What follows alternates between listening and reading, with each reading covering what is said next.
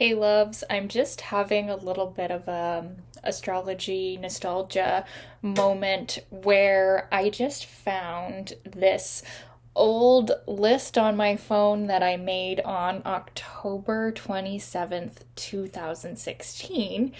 So quite a few years ago now, almost 9 years ago, and it was about astrological placements of a healer. So, what I mean by that is like energy healing, like placements where you've maybe potentially developed your healing gifts in a previous lifetime. So, I want to talk about this.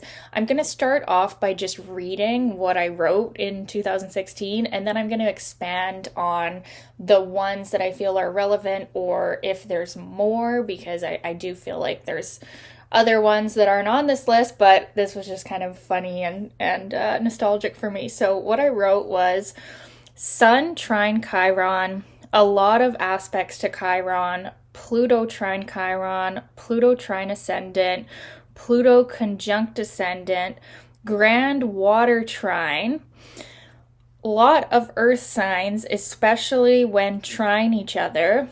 That one's good, yeah, especially for like body work. Sixth house stellium, Pluto in the sixth house, Chiron in the sixth house, especially when retrograde. It's good, yeah. South node in the eighth house, Virgo Pisces nodes. Yes. Virgo Pisces oppositions. Yes.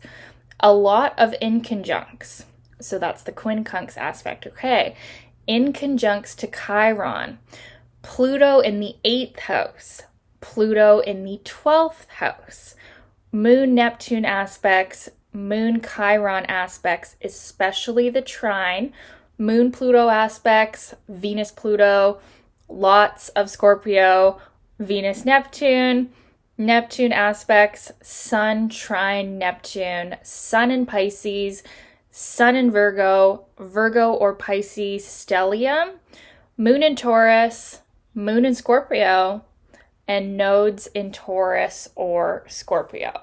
So that's my list that I came up with 9 years ago when I was thinking about placements of a healer. And I was just thinking about this today, like that I was going to do this video, and then I thought about it and I was like, I've done this before. And then I realized, okay, no, I haven't done it before, but I definitely have written a list on it and thought about it a lot. So, yeah, let's talk about this from my, today viewpoint, although I do agree with all of what I said there. I think the first one that I would really start off by saying is like the biggest one for being a healer is the aspects of Chiron. Because Chiron represents the wounded healer archetype, and of course, Chiron is in everyone's chart. So, what I mean by this is when it is in like a prominent place, like it's conjunct an angle or it's making a major aspect or an inconjunct. I like the inconjunct to a personal planet. And it also depends a lot to do with like where the person is on like the journey of Chiron, right? Because like we all have Chiron, we all have a wound somewhere that needs healing. But have we integrated it? Have we brought it into the light of our consciousness and alchemized it or transmuted it basically so that it can become a medicine for others? Because everybody has Chiron, but not everybody is going to be on like the integrated side of Chiron. But when it's in a prominent place or it's making a lot of aspects or making like a strong conjunction to like the sun or Venus or something, there's a more higher likelihood that we are going to be forced to integrate it and, get on the good side of it, which then it becomes our healing medicine. And I truly believe Chiron is very significant in the charts of healers, and it definitely will show a part of the medicine that you are here to deliver to the world as in the form of your healing work if you're a healer, right?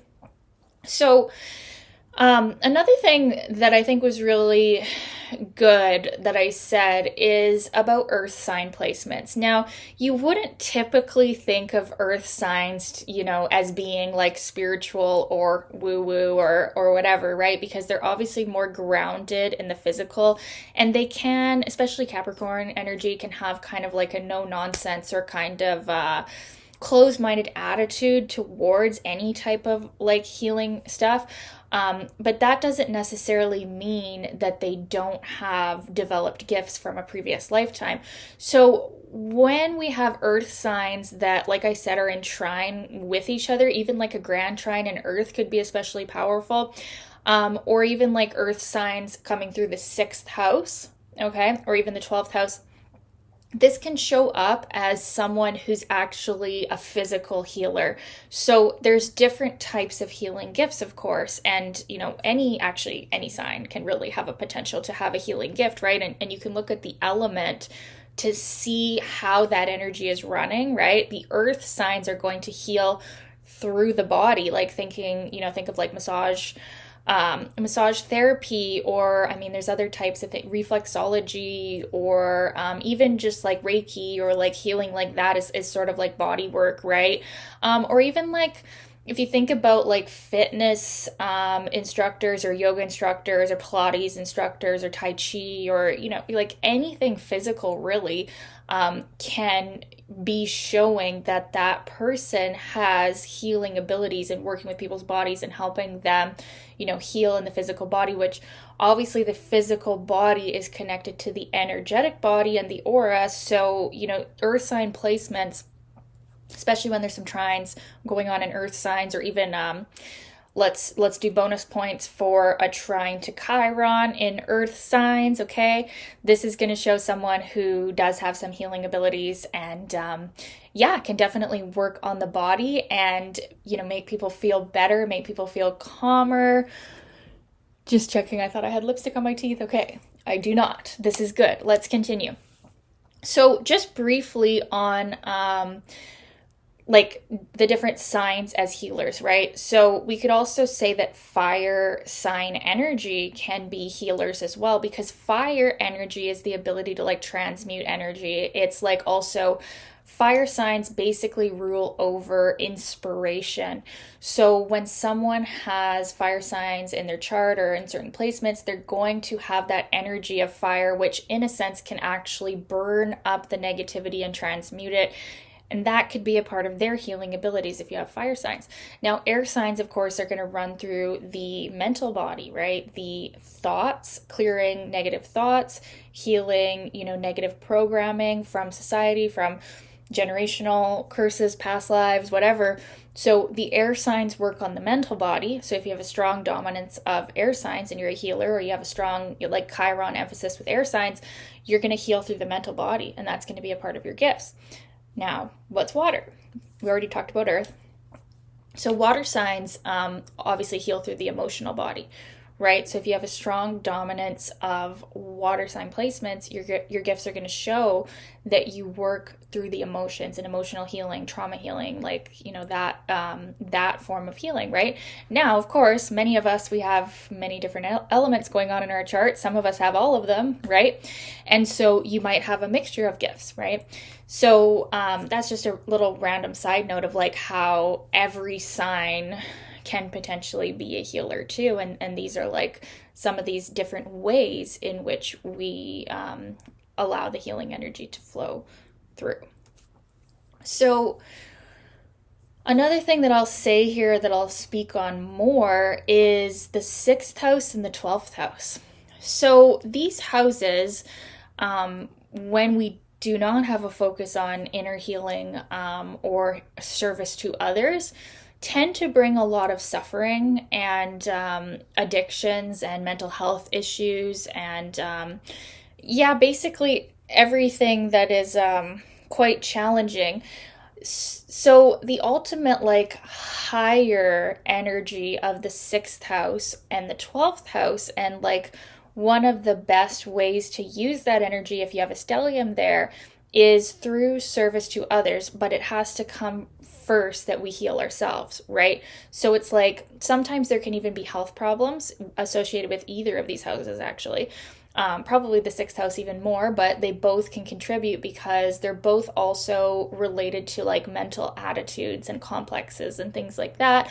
The 12th house representing more past life kind of karmic energies that seem to be very difficult to access for us. So they're kind of like in the unconscious mind. And then the sixth house is more to do with like routines or faulty mental attitudes that we are conscious of, but are still difficult to kind of rework.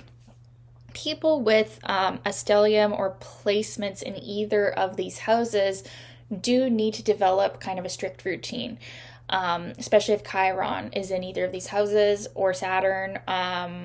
It's like you're not really as able to be as lighthearted and free as everybody else. There is a need for discipline. There is a need for a routine, and this is how these gifts can start to really come out more, is like through self-healing, through developing a routine that's healthy, through being almost a little bit more strict with your spiritual practice and your intake of everything, information, food, anything in the physical body, right? The physical body can be overly sensitive, especially with sixth house placements. So you kind of come to learn that you do require maybe a little bit of extra TLC with yourself to be able to function in the highest and best way if you have sixth house placements or 12th house placements. So once you have a little bit of like integrated understanding of that, then is when you can actually realize the higher side of these placements, which is a very powerful healing aura. And, you know, sometimes the problems that come with either of these houses is actually just the fact that your aura, your energy is quite sensitive and open to other people's energies or negative energies or whatever. And it is like you have to be stricter because you have these healing gifts. So a lot of people feel a lot of suffering because of their sixth house or the 12th house placements. And I would say they absolutely can bring suffering, but like there is a way out. Okay. And it's going to be specific to your own chart and like what placements, what elements, what aspects are being made in either one of these. But it's definitely on the higher side. These are placements of a healer. And once you kind of turn those gifts on and first heal yourself and then begin in your healing mission to help others, you're going to really feel a deep like release and also peace, which can be harder to come by when you have those placements. So yeah, that's a few placements of a healer. What else do I want to say here? So trines to Chiron can show, I believe, like a past life energy and gift that has been attained associated with your healing gifts.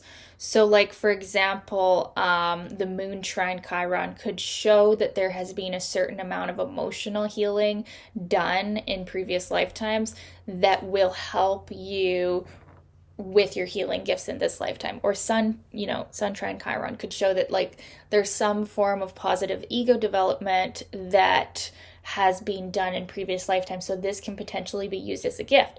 Now, understand though that trines, even though this is representing flowing energy, which is why I'm, putting these in the category of being a healer because the energy is flowing, it can still show that the wound is quite open and exposed. So like, a person with sun trine Chiron can still have self-esteem issues.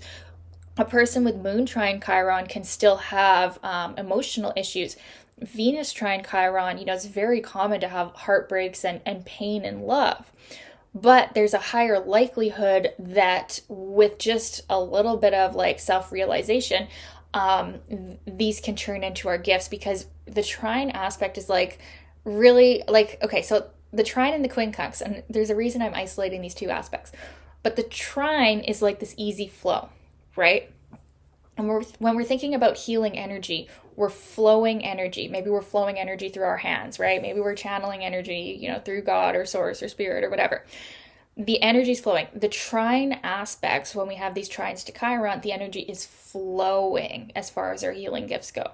So even though it's not like, okay, we're born and like we're healed, because nobody is, right?